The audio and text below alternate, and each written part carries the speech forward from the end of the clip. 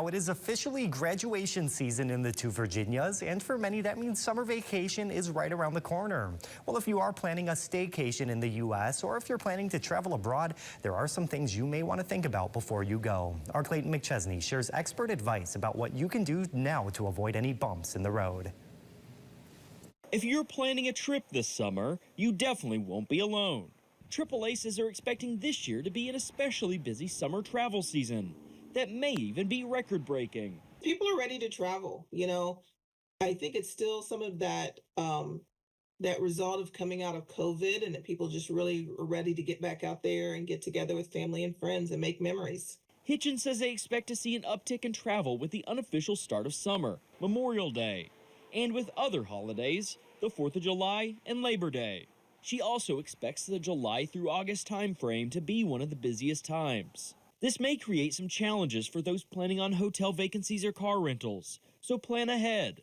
If your trip includes air travel, you may want to plan for unplanned delays by adding some flexibility into your schedule. I think it was a couple of summers ago when there was lots of cancellations and lots of delays. And if you've got your flight schedule, for one, if you've got it booked back to back and there's very little room for a layover, if one flight's delayed and there's no room for a layover, you're likely going to miss that very next flight. So build a little cushion room in there, and be ready for adjustments. Hitchens recommends downloading your airline's official app to keep up to date on delays and cancellations. But if your travels take you out of the country, you may want to take some extra precautions. We always remind people to, if you're traveling internationally specifically, to check the State Department's website. That way you'll know of any areas in the world that may be of concern to the State Department.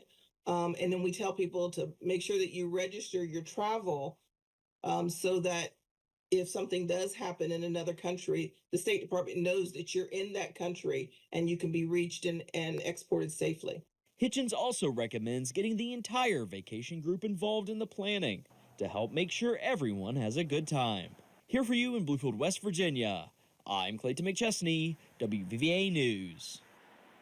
Thank you, Clayton. Hitchens also recommends travelers consider getting a real ID. While it may not be required for flights until next year, she says getting it done early will help avoid any delays due to the potential, that is, for a backlog as demand increases for people who wait until the last minute.